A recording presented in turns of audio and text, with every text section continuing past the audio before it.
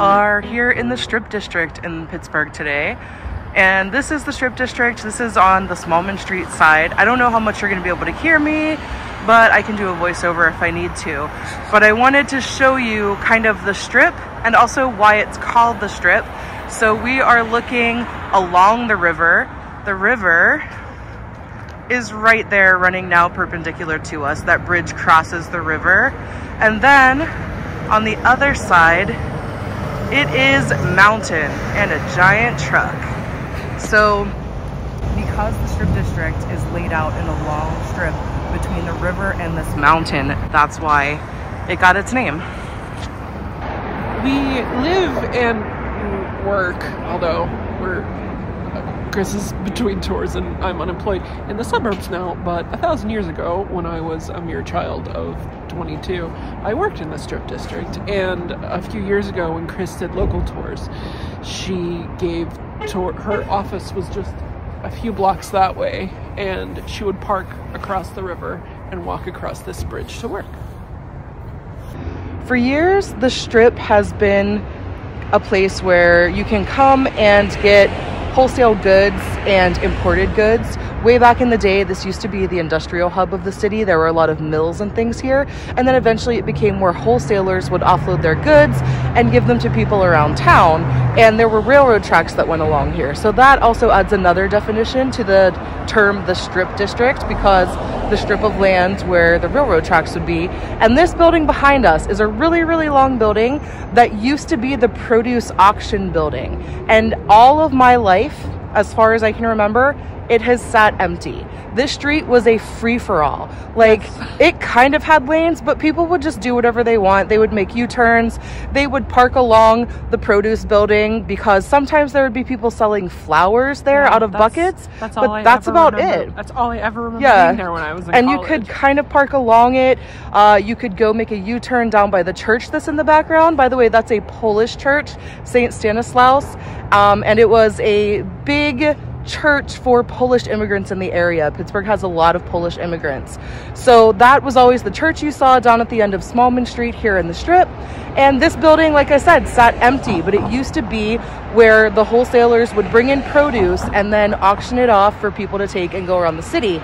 But in the within the last 5 years, I don't even remember the exact year, they have fixed it up and now it's called the Terminal. And so there are different little shops and other things in there. So we'll walk along and we'll show you some of the things that are in the building. It's a bit controversial because they were gonna put local businesses in there.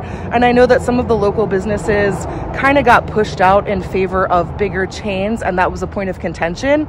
And that really sucks, don't get me wrong, but I'm happy that it's open and being used and there's actually stuff in it, and we're utilizing an old building instead of raising it to the ground or instead of it sitting empty. So if we have to take that, then, you know, I guess we'll take it, and, you know, we can fight for local businesses later now that it's open and running. One other thing about this area, yes, they dealt to local Pittsburgh businesses, but also in the surrounding tri-state area. When my dad was in high school, he worked at a grocery store in New Martinsville, West Virginia, which is probably about 2 hours away from here, maybe like an hour 45. And part of his job was he would have to come up here and gather the produce that they would sell.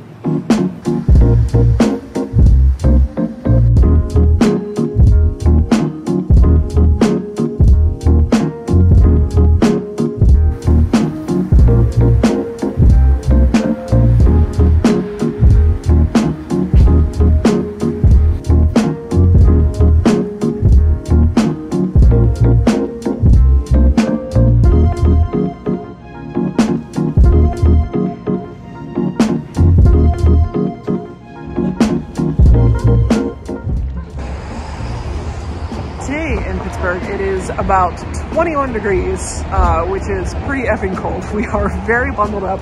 I am not wearing a hat because I took a lot of time to fix my hair and I didn't want to deprive anybody of enjoying that. But Chris has like the warmest sweatpants known to mankind. I'm warm. It's 21 degrees and I can't go in stores because I get too hot. Like I'm fine out here and I'm too warm inside. But we enjoy like a cold walkabout, so it works for us. It does. But you might see what is a common sight in Pittsburgh, which is people randomly wearing shorts because why wear a coat and why wear long pants when it's 20 degrees outside and freezing? Although, to be fair, we do that. If we're not going to be spending time outside and we're just going to and from the car, we just wear a hoodie. We don't bother with a coat. Well, yeah, but we don't wear shorts.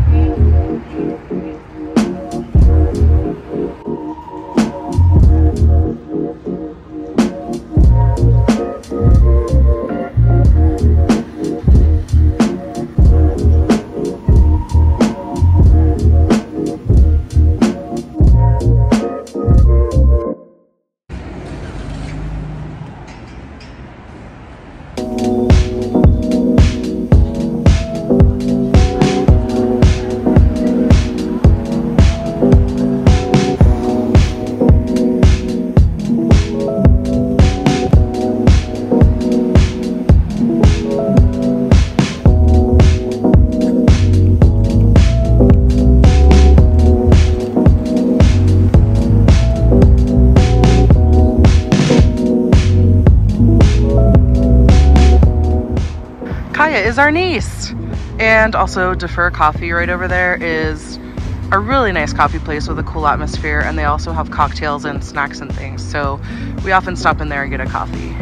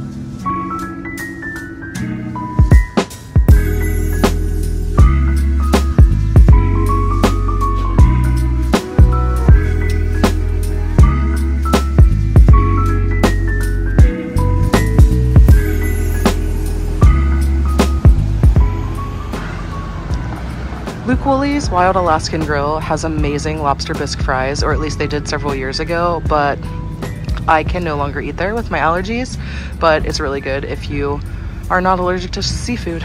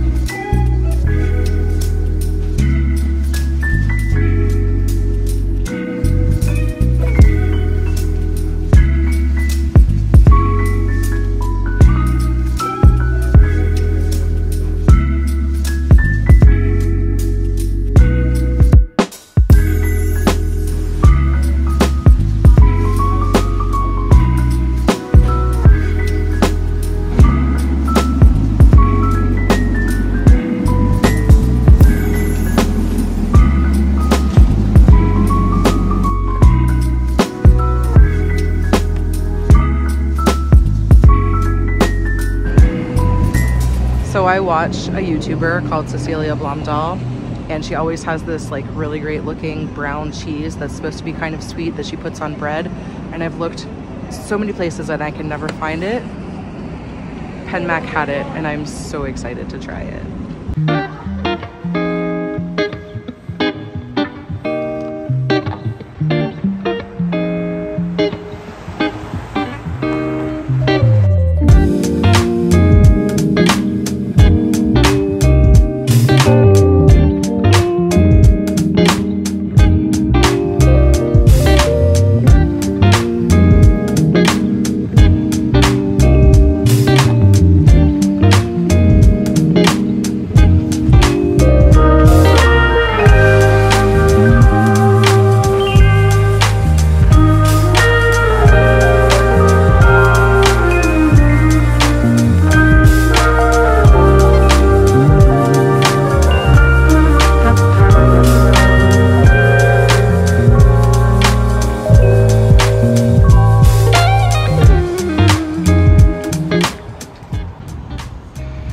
We are getting tired, but here are a couple of other places that we like. Penzey Spices, we love their spices and we love their mission, values. We align with their values.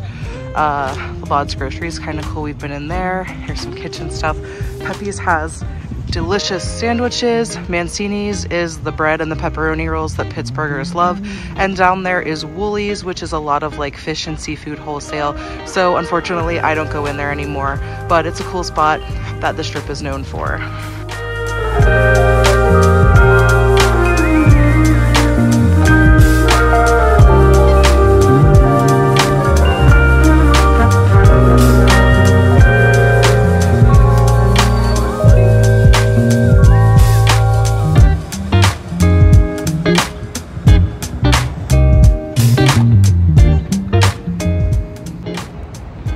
Okay, we're heading back to our car now. We had a successful day in the Strip District. We got some things, we got some new spices. We needed garam masala. We got some things from Penmac, including my delicious Norwegian cheese. I don't remember where we parked. Oh, we parked way up there. Ugh. Okay. Anyway, we had a great day in the Strip. Here's the city of Pittsburgh as a background. You can see some of the castle back there. I don't know why Monica's creeping around the side. Anyway, we're now gonna go to Ironborn, so we'll probably film a little bit in there because we love Ironborn. It's Detroit style pizza and they do an excellent job. It's so good. But since we're here, we're like, let's get it. And I think that's gonna sum up our day in the Strip District. We're friends with this truck driver right there. This is treacherous. It's so dangerous.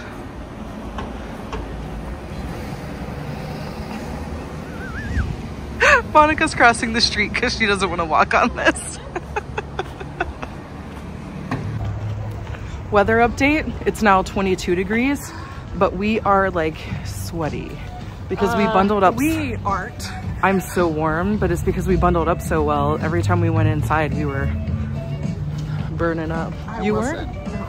I was. But you were. I was not sweaty, probably because I didn't wear a hat, but look how great my hair looks, and I got a compliment on it. Yeah, and look at this.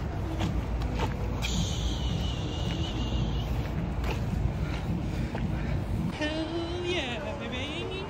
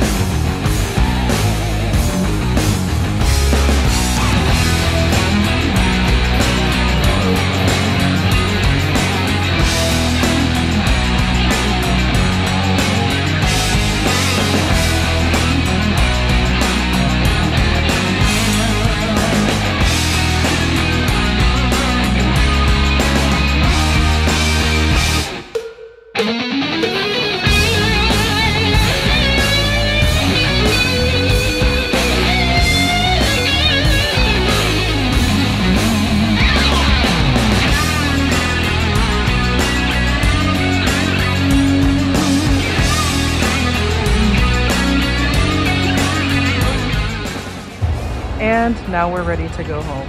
Oh my God, my hat is so jacked up. It is jacked up. I only had one hand to put it on. But we got coffee. Oh, I can't pick mine up. We both have impaired hands. We got some Fer coffee. I just got a flat white because sometimes flavored coffees just taste like warm milk to me. Warm sugar milk. I got an orange mocha because I love Joy. I love Joy too, and I love orange mochas, but last time it didn't taste too orange mocha-y. I thought it was very good. And that made me sad. So anyway, we are about to head home. Thank you for joining us in the Strip District today. We hope you had a good time. Visit the Strip District when you come to Pittsburgh and say hi to all our friends. Bye. Bye.